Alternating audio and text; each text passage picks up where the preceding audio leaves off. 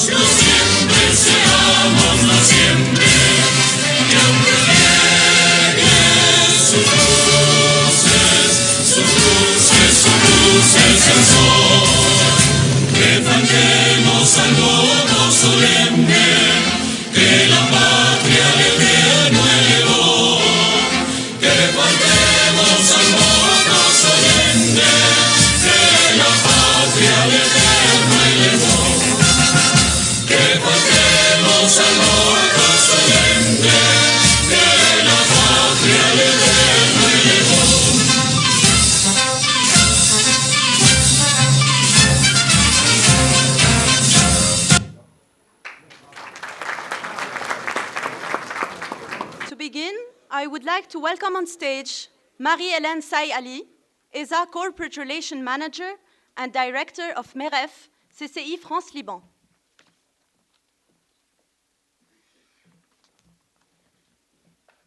Your Excellencies, ladies and gentlemen, distinguished guests, good evening, everyone. I would like to welcome you at ESA on behalf of our Dean and General Director, Stéphane Attali, who is very unfortunately unable to join tonight, and I extend his sincere apologies. It is a great pleasure and honor for my colleagues and myself to host on the ESA campus this conference tackling growing the economy through formalization, integration, and real estate bankarization, organized in partnership with Bank BMO.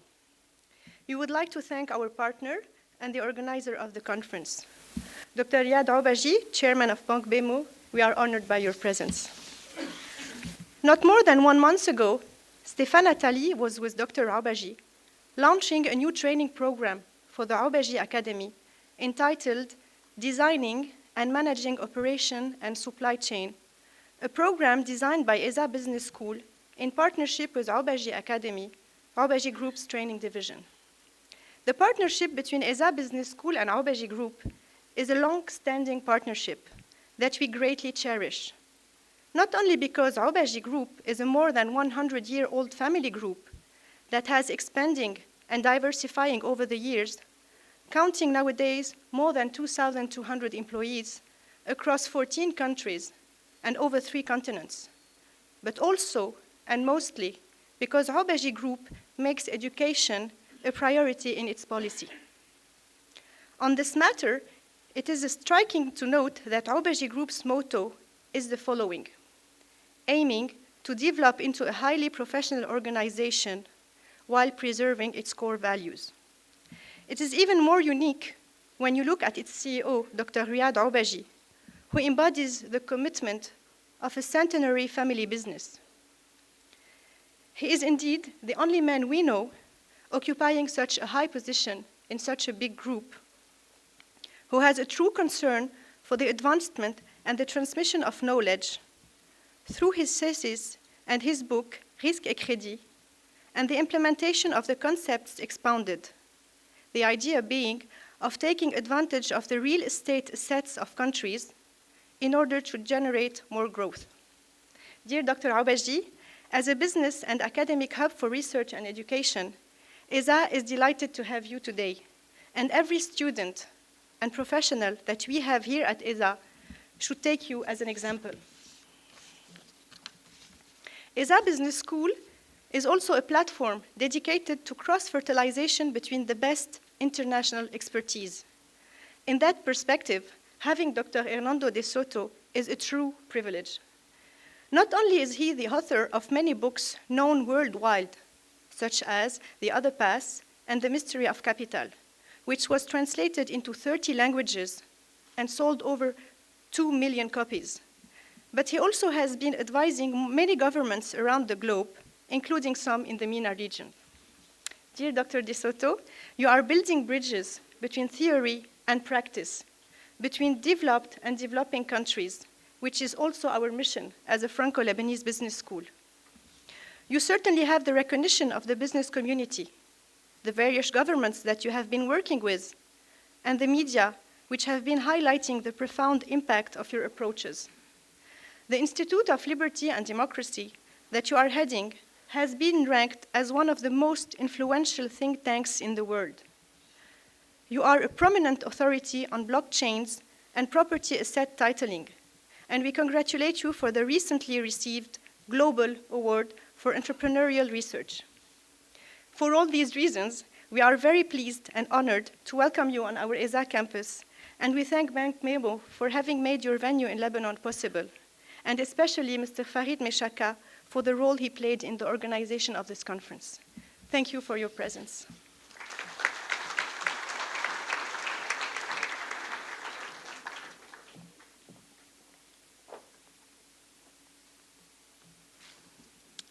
Dr. Hernando de Soto, founder and president of the Institute for Liberty and Democracy, Dr. Riyad Aubaji, chairman of the board of directors of Bank Bemo, the floor is yours.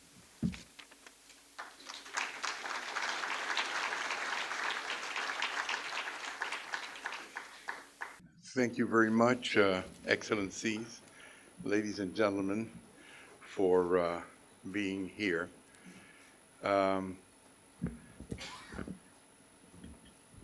This is going to be an improvisation. You see, when I was invited to Lebanon, I tried to imagine what Lebanon was like. And I realized that I really didn't have too much of an idea. Let's put it this place: when I got here, it became real. And I haven't even been here 24 hours, and I've been traveling. So I've been trying to get my act together. So this is just simply to tell you that I would probably not be talking to you about much what's on the screen. The only thing I really knew about Lebanon is that every time I visit an Arab country, somebody says, "You must be from Lebanon." So I know I look like you, and I like being with you, so this is a good moment.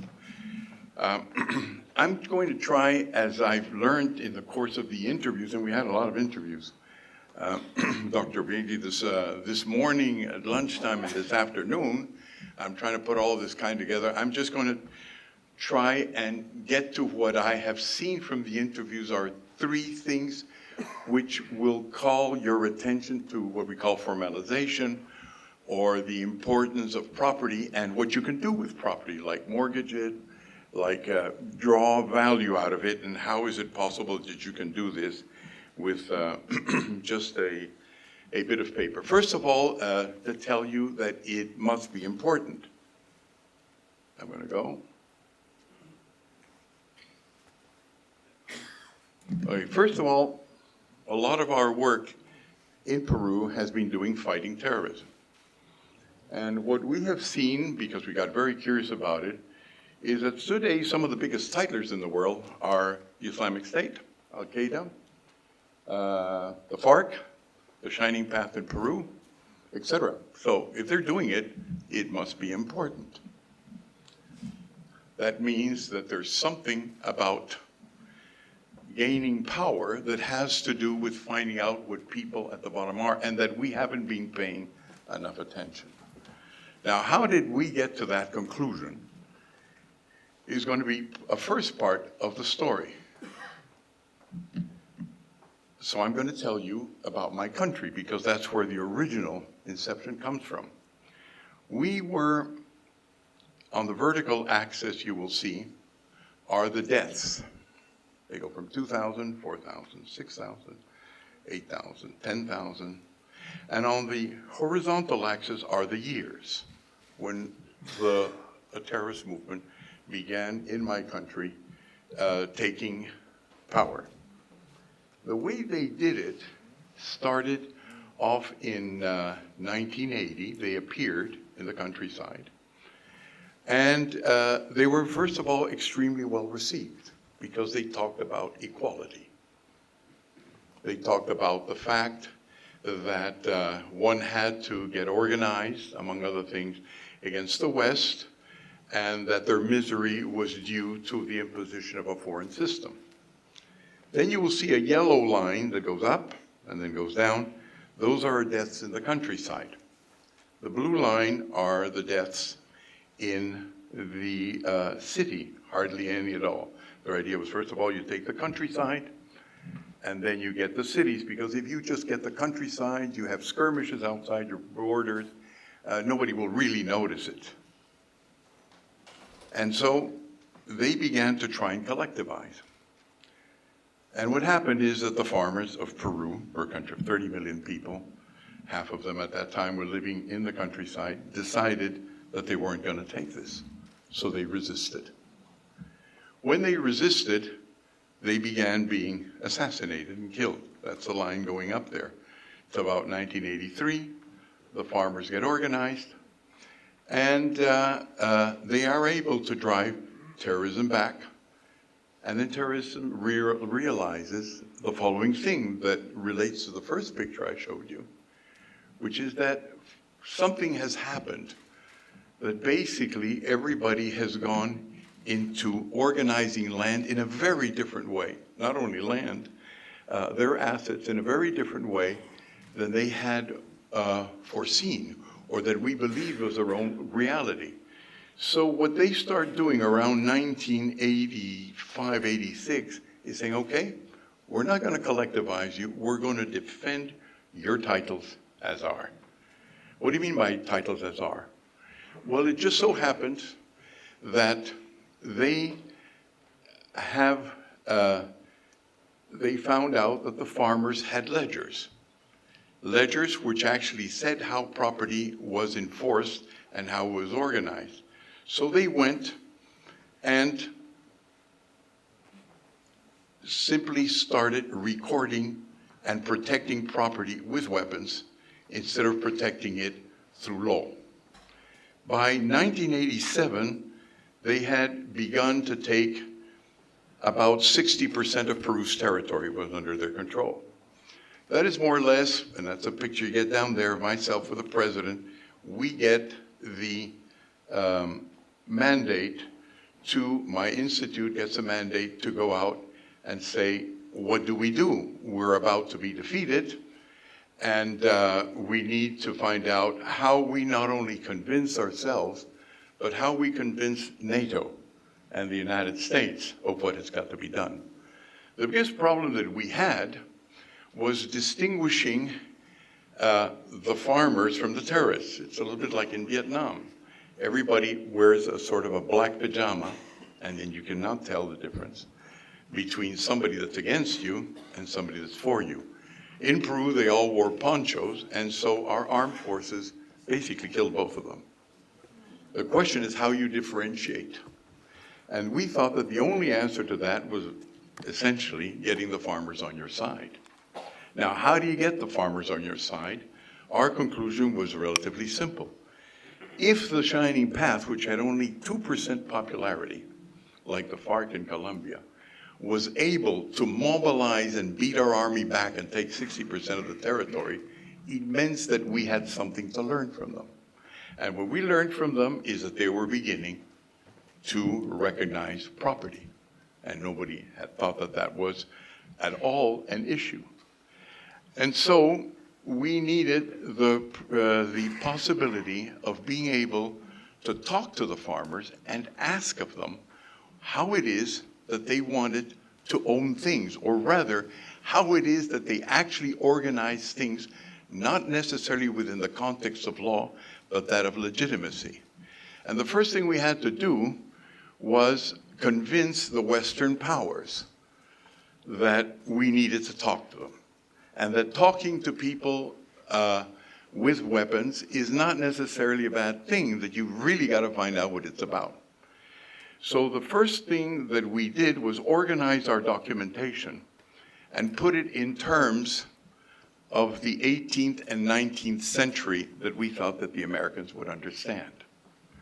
We said, you have to understand that when you got your freedom, essentially you got your freedom because you fought for the right of North Americans to control their own land, their own territory, and their own assets. And it's very different from, say, the situation of Colombia, where you have private armies that are defending the big landowners. Here, there are small people defending their small stuff, and they're willing to fight for it. So when we were able to translate our reality into the 18th and 19th century and say, you remember Yankee Doodle? You remember when George Washington took his troops out and there were farmers? We're in that same situation. And the result of that, you see that picture in the White House. There I am with President Fujimori, there's General Scowcroft, and there's Bush. And it's the last round where we convince them that people that are unhappy are not necessarily just the proletarians, that there is such a thing as unhappy entrepreneurs. And that whoever gets the small entrepreneurs on their sides is going to win that war. We explained to them that the reason why it isn't the way the books say that people own things collectively but individually is because we are now, just now, in Latin America, entering the Industrial Revolution. And the Industrial Revolution is essentially about people wanting to get the documentation that proves they own their assets, that allows them to get into credit, that allows them to use their assets to guarantee credit, that allows them to use their assets to be pledged against capital, and that allows them to be able to essentially work on a large scale with documents that represent them. It actually works. We begin the titling, as you see, around 1990, and with the support of the United Nations, and there you see people being titled on the right column from the government palace being brought in.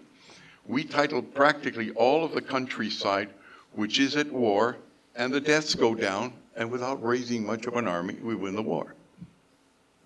We win it with property titles in about a year and a half. Now, that's picture number 2. Well, things start working out. Let me see. I'm going to try and get it to where I think I've got it. Or is it at the end? It's at the end. Excuse me. We'll be getting there. In 2010, when we have finished this work, we see that in the fair city of Sidi Bouzid, this is all going to come together, a man called Mohamed Bouazizi in Tunisia, Sidi Bouzid has a population of 38,000, sets himself on fire, and at least in the West, is recognized as having sparked off the Arab Spring. And we get very curious because this starts looking like our war in Peru, because he's expropriated of his vegetables, of his fruit, And as you will remember, he lights up and people go in swarms into the street, literally millions of people, and they topple 4 governments just in the north of Africa. Then we start our investigations when at that time Europeans are even creating streets in his name as a worker who fell. And we say, was he really a worker or he was an entrepreneur? Because our experience is that this is an entrepreneurial and industrial revolution, but let's find out. And by examining the newspapers and examining everything, we find out that in the same 2 months that he committed suicide, 63 other people committed suicide in just about every Middle Eastern country, about 2 or 3 per country.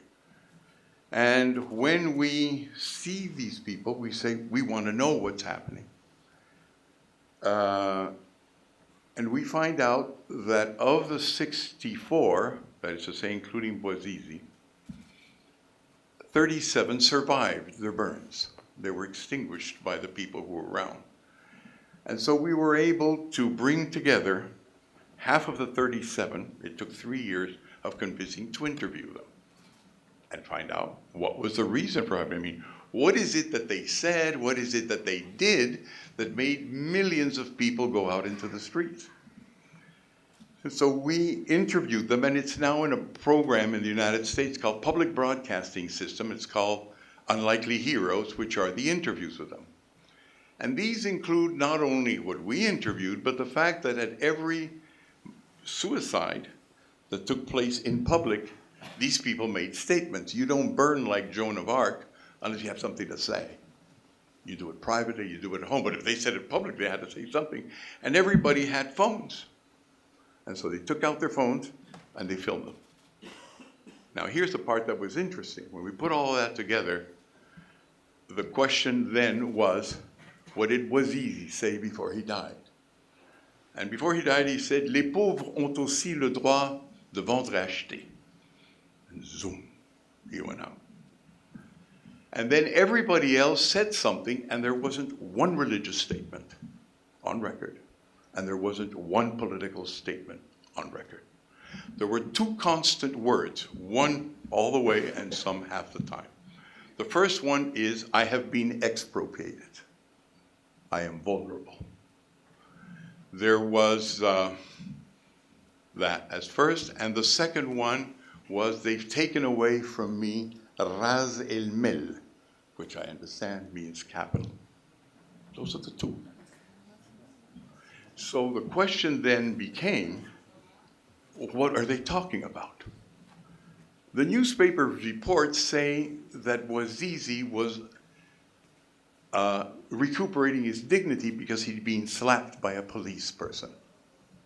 And while he was slapped, he was expropriated of the goods that were in his cart. It took us 3 months with auditors to actually establish with witnesses what he had in his cart when he was expropriated. Supposedly he was a vendor.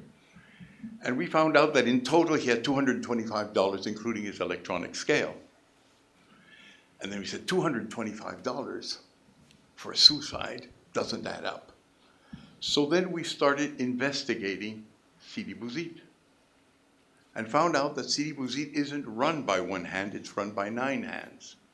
And it's section number 2. And we went to number 2. And in section number 2, we started picking up the documentary evidence.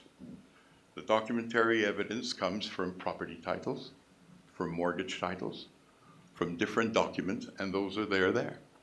And we found out that he'd been expropriated 9 times.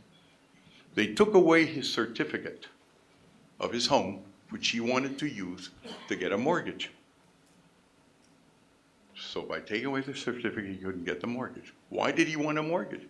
He wanted a mortgage so as to be able to buy a, let me just give a Japanese name because I always forget about it, a Mitsui truck, to be able to get fruit from the orchard directly to his 9 carts. He didn't have 1, he had 9. And he was accounting there. He also loved his family, but he didn't want to work with them. His brother was into carpentry. His sisters were students. Another one, it seems, was sort of like heavy on alcohol. What he wanted is to associate with different people who were complementary to his business and bring that together. That kind of a family is called a company. And the trouble is it's rather expensive because most companies in developing countries, like yours, well, what do I know about yours? Like most of the places I've been in, and mine, are not companies that give you limited liability. Why is limited liability important? Because if you are a company, you can limit your liability. That is to say, if you say my liability is $5,000, that's what you're liable for. If you are in the extra-legal economy and you cannot form a company that has got limited liability, every time you make a business venture, you're going into the poker game with all your fortune and all your goods, which is probably what happened to him. So it might not look like a property right because it's not only about titling. It's not only about records. It's about literally having the possibility to go in, go for gains, and decide just how much you want to risk or not risk. So by taking away the right to form a company with a limited liability state and perpetual succession, which meant that Bouazizi could die, but Bouazizi Limited would go on forever. Because by creating perpetual succession, we've actually created eternal life on earth. You keep on having the name of the company forever and ever. You don't have that. You die when you die, commercially. And one of the secret successes of capitalism in the West is these guys don't die. The Rockefellers keep on going all the time. And the Gates will go on forever because their name keeps leaving through law. So when you have an informal economy of people who cannot limit their liability, who cannot attest to property, who cannot share the assets that they have through participation with people who are not family members. It's just that they want to work with the most efficient people that can come from different places in the world. There's no way that they can combine assets in such a way that they can get what Marx called surplus value. If I have a piece of bread and I've got a piece of cheese, this is going to be worth $1, this can be worth $2, but I put them together, they're $2.50. The more you accumulate until all of a sudden you get to my watch, which has 120 pieces, or you get to my pencil, which comes from 17 different countries, the wood coming from Oregon or Sweden, the graphite coming from Sri Lanka, but the graphite breaks, so I need Candelia wax from Mexico. And the Candelia wax from Mexico not only softens it, I need actually softeners from 5 other different countries. And if I want to twirl the pencil in my hand, I have to make sure that it's got the lacquer so I can twirl it. And I make mistakes, so I need an eraser. But the ideal oil to make an eraser actually comes from Saudi Arabia, which of course is rather brown, so you want to make it pink, for which you need acid from Germany. And then you want to attach that to the pencil, which means that you're going to have a filament, which has zinc from Peru, black nickel from Nigeria, and that has got copper from Chile. By the time you've got a pencil going, you got 17 countries. How's Bouazizi ever going to get to 17 countries when the guy in the 9th district is telling him, hey, you know, we're not really a company organization. We're different. We have another culture, and you have to let me guide you. You poor are the problem. I am the solution. And what was interesting for us, of course, is that the solution was easy. He had it coming from the bottom.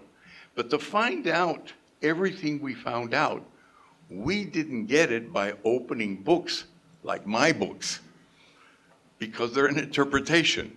We got it by closing our books and opening our eyes. So before one goes in and starts saying, I don't like mortgages, is it going to work? How much money are you going to do it? It's always a good idea to ask the people themselves what you want. Bouazizi, I hate to say, died with his Nike sneakers on, his white socks, his blue jeans, his white t-shirt, and his basketball jacket. That didn't make him less Tunisian. like a Peruvian that's got blue jeans isn't less Peruvian.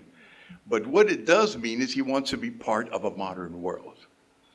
And so before we decide, at least in my life, with my organization, to classify that we are of a certain culture, not of another culture, I think it's important to have the evidence that there are successful civilizations. I didn't say cultures, I said civilizations. What's a civilization? A civilization is basically a culture that has documented and organized itself by writing. And what these Westerners of the North have got, who are not as nice as we Lebanese and Peruvians, who don't have our color, our style, our beautiful roads, our beautiful trees, our sense of amiability, our sense of brotherhood, the fact that we third worlders can look at each other across a room and we already know whether we're friends or we're enemies because our intuition is there. They've got one thing going on us, which is they know how to take from an asset the surplus value out through documents. Now you're going to tell me that magic. And the reply is that it's not magic. It's quite really simple. When I came in now to Lebanon, and I got in front of the immigration desk, the man said, Peru, Peru. He had never seen a Peruvian passport. And I said, well, yeah, it's in South America. Ah, South America. I said, yeah. You know, originally, but, you know, something to the effect that I looked Lebanese and I didn't look like an Inca. So I said, well, you know, what happens is my parents came from Spain, and my mother, you know, originally, well, 420 years ago, and the other part had come from Italy, and we mixed, and then we moved to Moquegua, and then back up over, and we were landowners. He said, stop. Just show me your passport. Now, this guy obviously knew that the way you get to know somebody in the modern world, and he wasn't going to be my friend, obviously, there wasn't time for the whole thing. He wanted knowledge by description in writing. So when these guys from the north, I was going to say with blue eyes and blonde hair, but I see a lot of Lebanese with blue eyes, so I take away the blue eyes with the blonde hair, get organized and they give themselves property, it's not the fact that they've got property, it's the fact that they document their relationship to each other. Because there is no such thing as a property title that is my relationship to a piece of land. That's surveying. The question is, who owns it? Does Dr. Bengi own it, or do I own it? And maybe we both own it. Maybe I have a property right, but you got a financial right over it. And maybe he's got it part of the time and only as a secondary mortgage. They have all those relationships written out. And they don't, and with that, they conquered one thing that in the 18th century was the knowledge problem. How do you know what people are doing? A property title tells you what they're doing because it's a relationship that is basically a social contract with other people. But that's not enough. They had to solve what the philosophers of that time called the binding problem, which is you've got a statement, but that statement means nothing if it isn't bound with other statements. And indeed, by the time you get a ledger that says, like a bank has got it, or like the state has got it, this is the standard way that we see the distribution of land, assets, or whatever it is, you have basically picked up the social contract. If the social contract looked to you like something abstract, once you are able to see a compendium of property titles, whether they are absolutely legal or no, you have got the sense of what your own people want. If they're collectively organized, that's what they want. If they're individually organized, well, that's what they want. But don't go up. Don't go up to the universities. Don't go up to the big business. Don't go up to guys like me and let me tell you where things are. Now, since I have never actually been in Lebanon, I can't tell you where they are. But let me tell you where they are everywhere else I've gone. In Tanzania, they're in 10,000 ledgers. Do I have it right? No, no. Yeah. In Tanzania, they're in 10,000 little village offices. 10,000. And the records are there. In Peru, they are in little offices of communities. They've got them ledgerized one way or another. 3,000 people, 1 million people, 2 million people. Where are the mining rights of Peru regarding little people, or Colombia, or Mexico, or Bolivia? The Securities and Exchange Commission, SEC. How so? Because when a mining company comes from the United States, from France, or from Britain, and it decides to buy the underground, it gets a concession from the government. They own that, it's a concession. It's a property right. But the superficial part does not belong, the underground, to the government. It belongs to people on top of it. Now, the trouble is that the people on top of it actually have got their stuff held in little offices like that, which are their own ones. They write them up. And so how does the West take care of this? Well, they don't try and find out whether it's good or bad. That's the reality that they're facing. So what they do is they sign a bilateral investment treaty with you. They have one with Peru. I'm sure they have one with, whether it's England, whether it's France. It's a bilateral investment treaty or a free trade agreement between a developed and a developing country. And there they write, we shall respect the laws of each country and its customs. Then they got into your informal sector way before you did. That is put inside, and then they go to an office that's called OPIC, the Overseas Private Investment Company, which takes those titles and validates them. Way ahead of us Peruvians, way ahead of us Peruvians.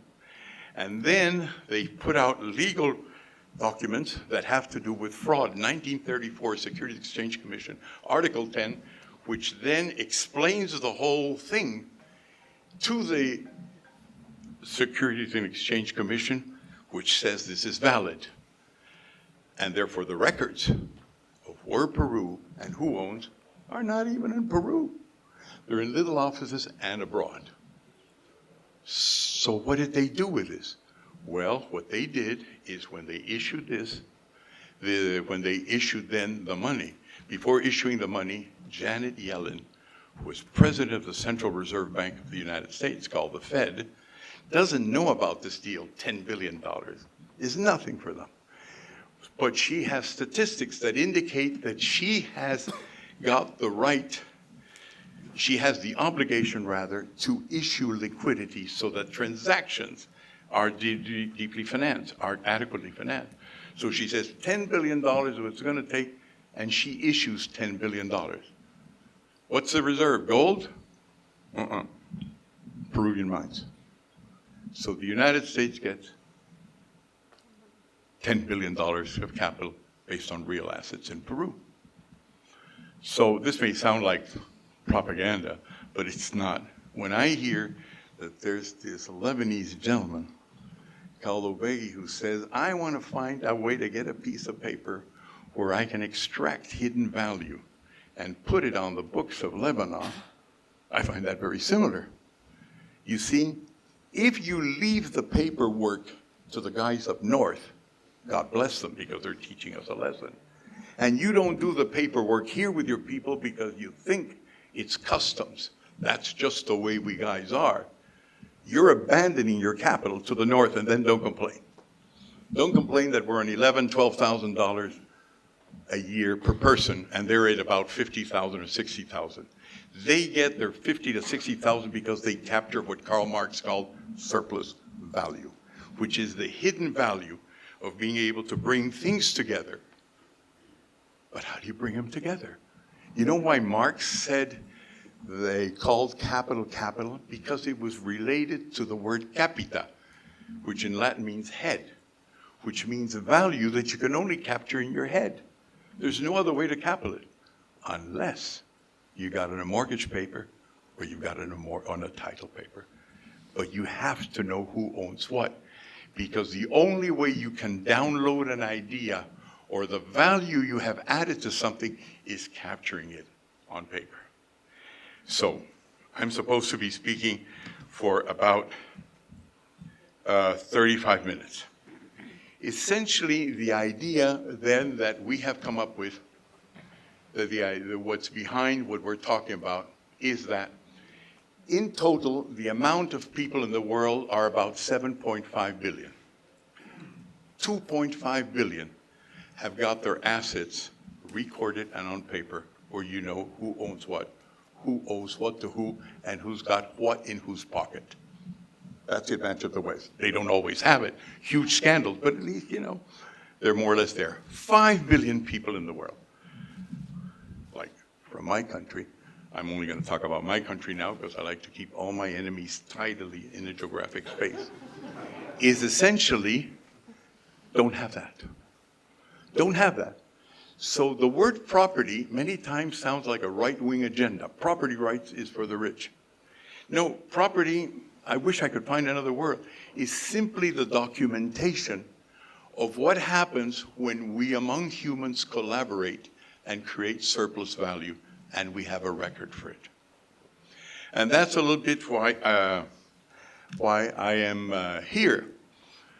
My presentation and presentator said very kindly that I'm on blockchain.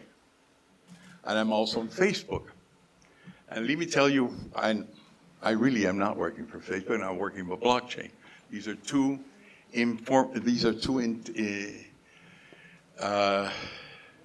ITC, Information Technology and Communications thing. When you have to talk, I don't know how it works in Lebanon, but when I have to talk to people, and for example, in the case of Peru, let me get to there. Let me show you this picture. This is great fun. And I say, we would like to talk to you in this region about your property rights. But we don't use the word property, we use the word that they understand. My average in Lima is 1,500 people on the street, and my average in the countryside is 15,000 people. That's what I get. In other words, it's not a question of sitting between us, like intellectuals, and saying, we know that people like this or they don't like that. It's a good idea to ask the question.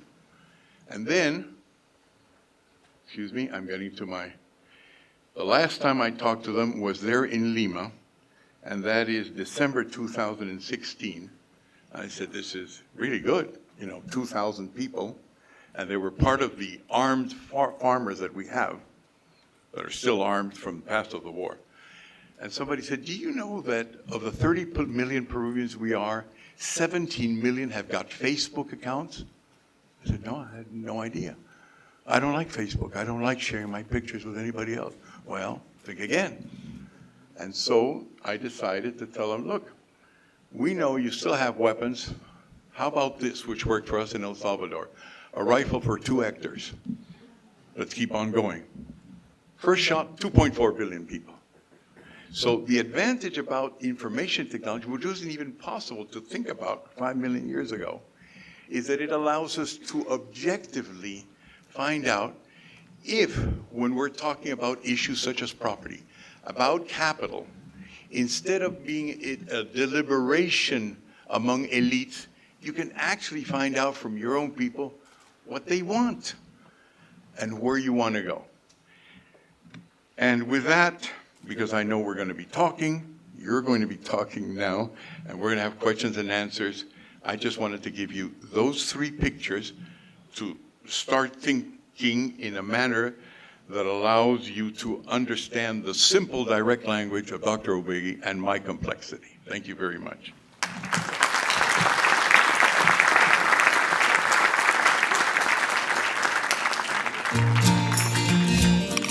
Do you own a real estate property? Your Excellencies, dear friends, sometimes the same. First of all, I would like to express some gratitude towards Mr. De Soto, not only because he came here and he gave us a fantastic speech, but also because he was with somebody else. I'm going to talk about him as well, at the origin of getting me out of my dogmatic lethargy maybe 20 years ago when I read his book, because I did some economic studies a long time ago. And what I learned after reading his book was that poor countries are poor because they don't know they are rich. And to go a little bit beyond what is taught in universities, another person who helped me get out of this dogmatic lethargy was Dr. Naaman Khouri, who is not here today, central bank, ex-central banker, but for health reasons, he was not able to come today. So I learned from both of them a few things, and it gave me the idea that is at the origin of my thesis and the presentation that I'm doing now. So I would like also to apologize for the people who were not able to come here because we did not advise them early enough, and to thank you all for being there.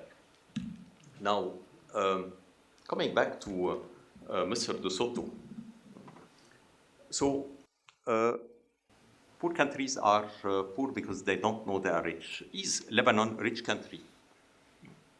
Well, we know that now that we have oil and gas, apparently quite a lot of it. We know, thanks to CIH, that there is water, and this water has a lot of value. Maybe its value is a few $100 billion. We know, thanks to a few friends here, that we have a large diaspora, and this large diaspora also represents an important asset for Lebanon. But then I discovered, while doing my thesis, that Lebanon has a huge asset, which is the real estate assets. So I tried to evaluate how much do we have in Lebanon in real estate assets. And my estimation was that we have around $1 trillion. $1 trillion. Can you imagine $1 trillion? Much more than the capital of the World Bank, much more than the capital of IFC as well. I'm sorry, but we are much richer than you. $1 trillion. Now, let me do some fast forward. So 20 years later, after a thesis, after a few market studies, after some economic studies, visits to the World Bank, to the IFC, to a few central banks, to prime ministers, governors, central banks. After all that, what do we have? What is it? The CHO. What is the CHO exactly? So I did a thesis, and my thesis was certificat hypothécaire. And then I found out that certificat hypothécaire was misleading. People said, but we know what is certificat hypothécaire. And the problem is, it does not exist at all. So I decided to add a little O for OBG. I'm sorry for that. So, what is exactly the CHO? Let me begin by an example. If you have a piece of real estate, what can you do presently with it? You can, of course, use it, but you can also mortgage it. You can borrow against this mortgage, or somebody else can borrow against it. But if you don't have a project, why would you mortgage and borrow? If you don't know somebody who has, or you don't trust somebody who has this project, why would you mortgage for him to borrow? Now, let us see for the cash, how it works. If you have cash, of course you can invest in your project, or you can lend it. You can invest in the stock exchange. But if you don't have neither the first one nor the second one, what do? You store it in the bank. So the idea of the CHO is, well, store your mortgage, your capacity of borrowing against this mortgage, store it in the bank so that the bank will be able to borrow. And the bank always borrows. Few people know, or few people dare to imagine that banks are the most indebted sector in any economy. They borrow all the time because this is how they can lend. So if they are able to borrow more easily, they will be able to lend more easily. So this was the idea of the CHO. The concept seems easy enough, but it cannot work like that. It needs legislation. So first step is to try to do a legislation. I was not able until now, but maybe I did not do enough efforts to do it somewhere, but I'm very confident that it will happen, maybe not this year, maybe next. In any case, one day, because I find so many advantages. Everybody is gaining out of it. The real estate owner, of course, because he's getting some revenue from the bank where he's depositing his mortgage. The bank is happy because it is able to make money as well. First of all, by being able to borrow more easily, it will lend more easily, therefore making more money, but also it will be able to offer additional products and services. The state will make more revenues because itself it is a large real estate owner, apart from the fact that the additional activity will allow the state to be better off. And we all know, we are all Lebanese, except Mr. De Soto, who is probably going to become Lebanese. He has already some advantages to become Lebanese. Maybe he will announce it at the end of the conference. So we are all Lebanese. We know the difficulties that Lebanon has. Well, why should we fight against each other? Maybe we can find a solution by building on what we have and adding growth in order to solve our problems. So I was not able until now to get the legislation. I'm confident it will happen. And I'm confident it will happen not only in Lebanon. I hope Lebanon will be the first country. But I think that it will happen everywhere. So now, why I'm here? I'm here, in fact, to ask your help. Because I don't think that this project, which I believe is an extremely ambitious project, it is my belief. I think that it will be as changing as the combustion engine. So I will need all the help I can get. And this help means lawyers preparing legislation, not only for Lebanon, but elsewhere, preparing contracts. It means people helping to set up an evaluation system, because we'll have to evaluate millions of pieces of real estate. It will require help. It will require also capital, because this is a very large venture. So I'm hoping that that all of you are going to help me, and I think that with a little help, with the help of God, I think that we'll arrive to what we want. So thank you very much, and let us look for the future.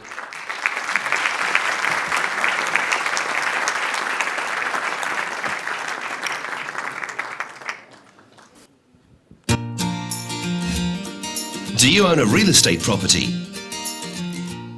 A house? An apartment? An office? Or maybe a piece of land? It's one of your most important assets. You can use it, rent it out, or mortgage it and borrow against it. But did you know that, in parallel, you could also have a CHO issued against it? Ask your bank for a CHO today. A CHO is a real estate guarantee that you deposit into a bank.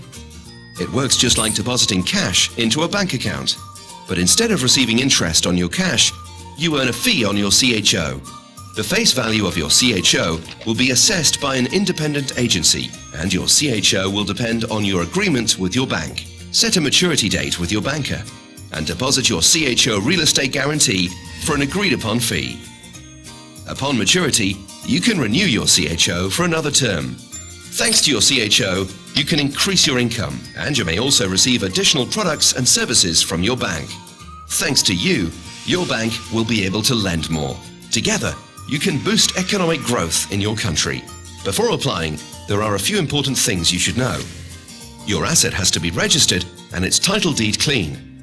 CHO depositors take the same risk as cash depositors, and CHOs are not transferable.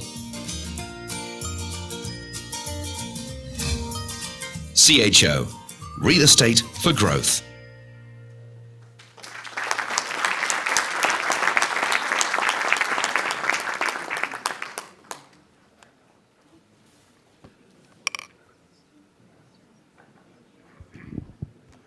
We will start the questions and answers. How does the CHO program fit with this timing when at issue is the renewing of the central bank governor's mandate and talking about the American شو اسمه العقوبات on three banks?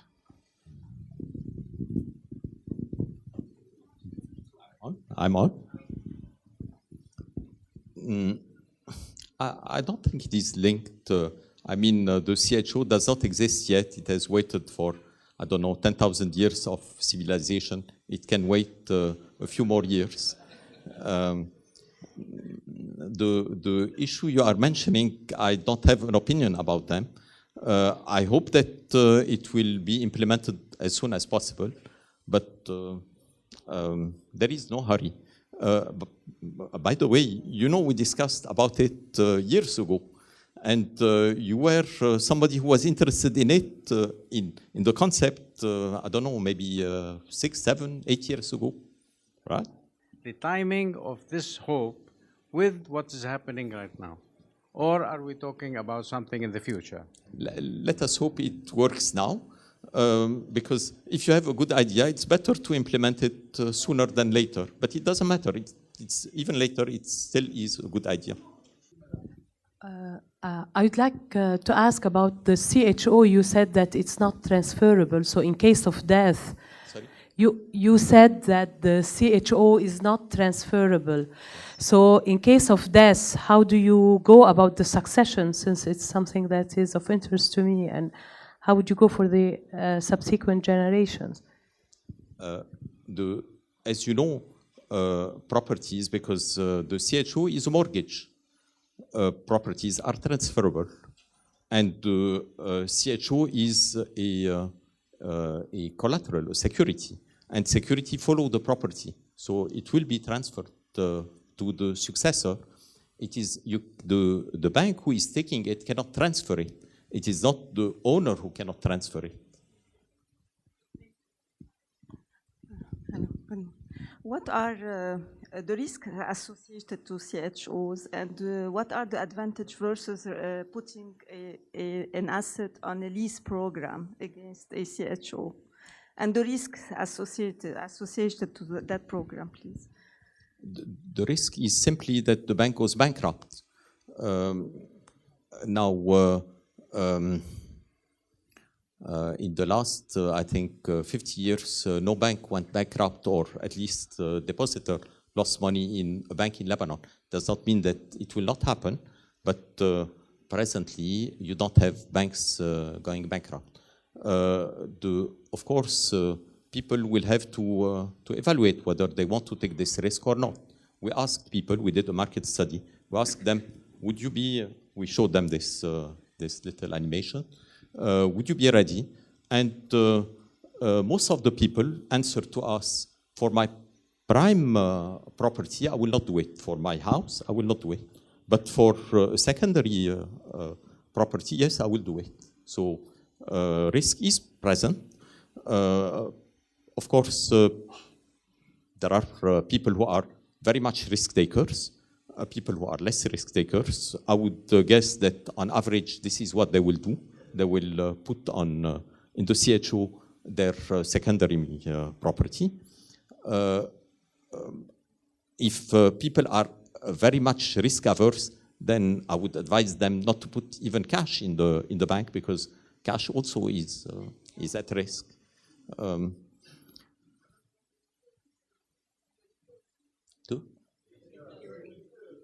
The return, I would expect, but it will depend on banks. I would expect that banks will pay around 1% per year,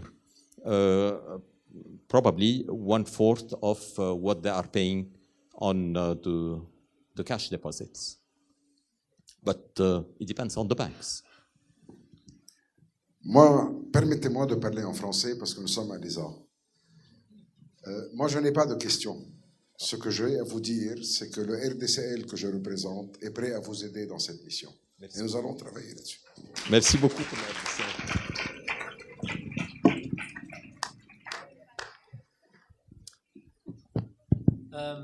I have a question to Dr. Di Sotto, if you don't mind.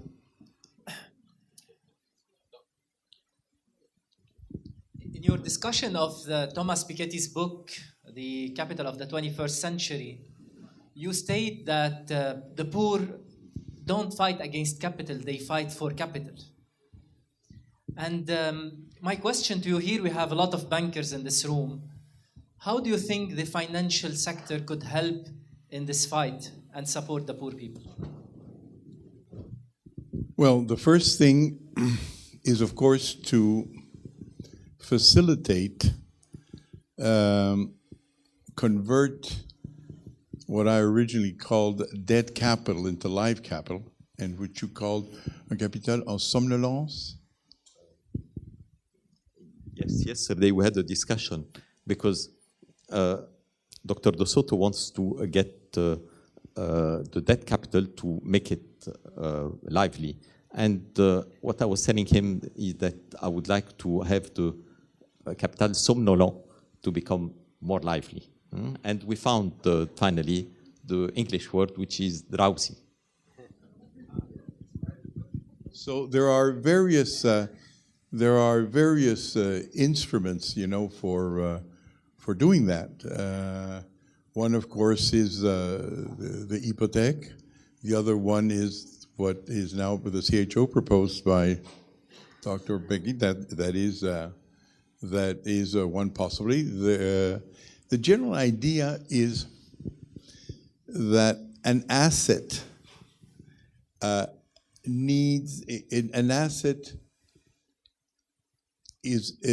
asset physically is in a way drowsy. It's just there. It's when the asset is documented and it can be moved and it can be partitioned, that the asset all of a sudden gets to life. Interestingly enough, the kind of guys that inspired me, which are the free market economists, never described capital as well as Marx did. Now, he did it, of course, for the wrong reasons. He thought basically that capital was theft because he had no value for the law. But the moment that you have, I mean, the way I read Dr. Beggy, when you document something and you represent it, it becomes movable and malleable. So if I have a piece of land and I want to own it and I want to live on it, for example, I cannot really partition it, but on paper, I can split it in half. I can split it into 25%. I own a factory. what happens if I don't have it on paper? They might give me the bathrooms, or they might give me the parking lot. And then when you get it on paper, you actually own 10% of just about everything. So the document is one of the most interesting forms, not the property. The document as to who has a right over what allows people like yourself to pick out the part that can be used. What actually I see this doing is increasing the capital worth. It's not unlike if you take Pierre Omidyar and eBay. What he says basically is you have an old Persian rug in your garage, which is drowsy capital, it's just there. And all of a sudden you put it, you publicize it, you describe it, you make the transaction possible, and that drowsy capital comes awake. That's the general idea about capital. The whole idea is that value is hidden. Aristotle, as I said before, said that the potential of something is bigger than the thing itself. And the general idea behind this, and the virtue, if you want to, of the free market economy and property, and I didn't even say private property, any property, right, can, if correctly combined and correctly described, produce value ex nihilo, which in Latin means out of nothing. And so the general idea is this: it is to check that the assets that you have in Lebanon or in any country, you said you value them at 1 trillion, right? The question is, what is it really valued if you're all of a sudden able to move it? And you're able to use it as credibility. You see, when you're giving infrastructure, you know where everybody lives. But what the document of property tells you is who owns it, who pays the bill. 30% of the companies, 36% of all the losses in Peru of energy companies are not because they don't know where the wire is going or where the tube of water is going, but who pays the bills. And the collection costs are about 30%. So the fact that you have information actually allows you to cut through the red tape. It's most basically also the idea behind Uber and the car. Now, they weren't as law-abiding as you are. You want to modify the law. But Uber, which doesn't really care very much about that, jumped over all the medallions and all the taxis and put the transport company in contact with the users itself and cut. So you see, everything has an additional value that is much more than the thing itself. The first person in that sense to see was a Swiss mathematician, I believe the name was Eugen Huber, who always explained his mathematical formulas, writing them, and then everybody understood them, writing them 3 centuries ago on a blackboard. And then they asked him, why do you write it? And he said, because my chalk is smarter than I am. So the general idea here is that if you document things correctly, it doesn't sound like you're adding value, but you're documenting value in such a way that all sorts of people will take your 1 or 2% more that you draw out of the economy and start putting it to work in different things that they had never imagined before. That's the idea. That's the idea behind it. So the idea is that once you realize that capital is not money, it can be expressed in money, but it can also be a title to property. It can also be a tree. It is the hidden value. Then the bankers will understand that to make money, first of all, you need capital. And capital, it means capita. Understand that value is in many places not where the money is. This is Stefan Abishakar. I do research on Bitcoin and blockchains. I heard your presentations with interest, and I find a common ground between both, which is the blockchain. And this word is mentioned in your presentation, Dr. De Soto. So I would like to know how both of you perceive the blockchain as a solution to the problems you discussed. In particular, on the one hand, the fact that you do need documentation to recognize property, but you also need an authority to oblige, in a way, people to recognize this authority. On the other hand, regarding CHOs, you definitely need some kind of platform that goes beyond local geography or local frontiers and can be used by everybody. And what I see is the common ground is the blockchain. So I would like to hear your views on that. Thank you. Well, to me, the blockchain, by the way, is the software that's behind Bitcoin, which is a digital currency. And it's sometimes described as a distributed ledger system. Because what it does is it allows anybody that owns the currency to discreetly own it through a hash, and then at the same time to be able to guard it and put it on a ledger within a block that recognizes it. Now, what I take from that is not the ledger itself, because there's blockchain and you can do it. It's the fact that it takes advantage of the fact of the existence of little mobile phones, and on a screen you can see what you own. So to me, what's interesting in countries like mine is that the real control of assets and territory is many times not with central government. The real execution of an obligation is local. Right? So many times in the mines, I mean, it's happened many times, a group of people have said, no, we're not going to allow this mine to continue digging. We don't like the reasons, ecological, political, ideological, whatever it is.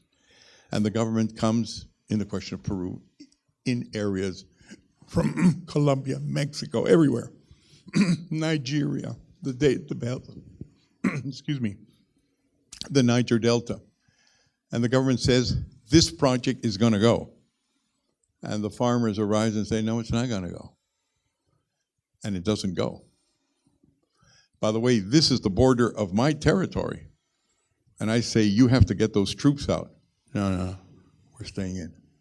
So many times you realize that our governments don't really have power yet. They're not like European governments. So what happened? What do you do then? Well, if the power of enforcement is local, you deposit the enforcement of the obligation in the locality itself.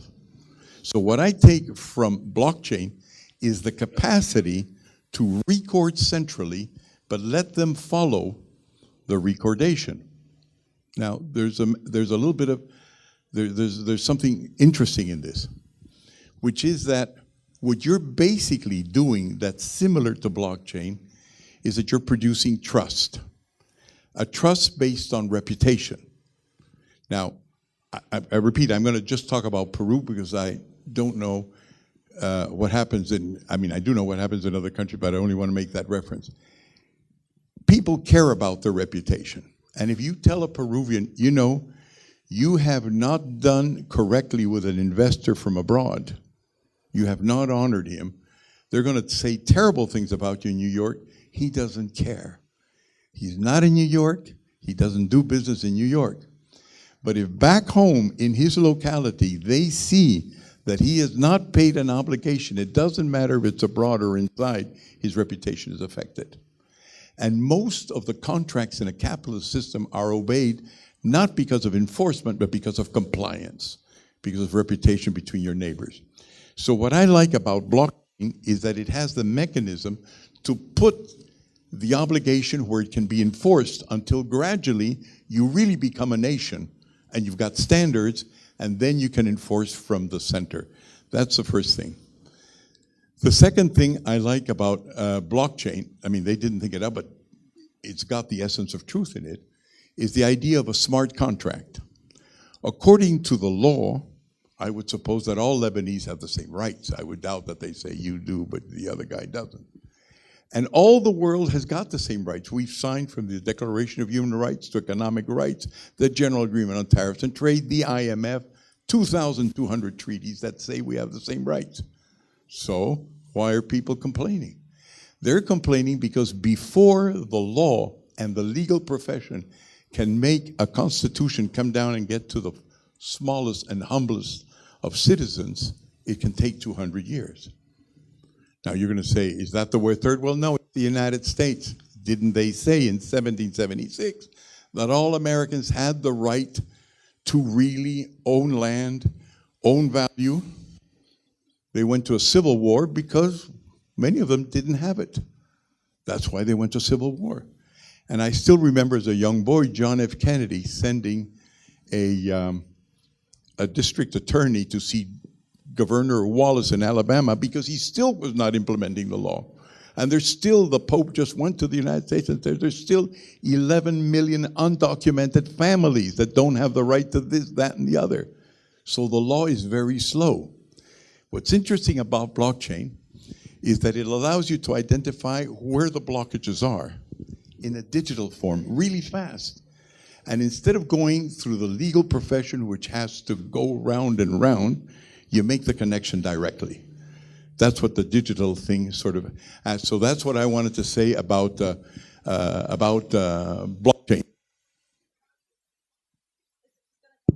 Okay, it's coming back.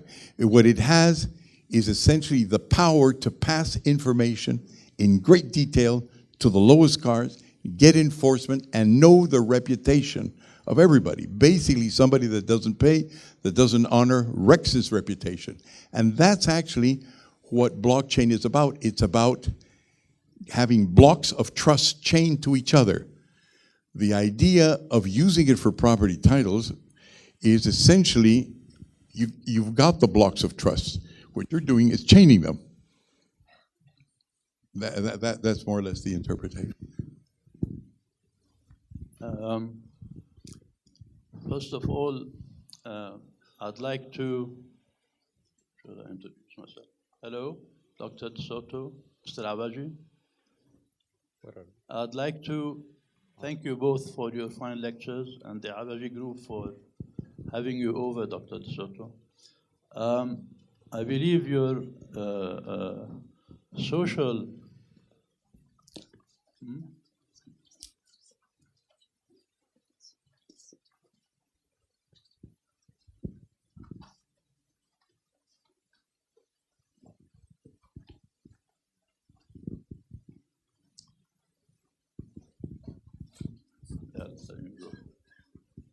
I do believe that what you're presenting is very important to our country.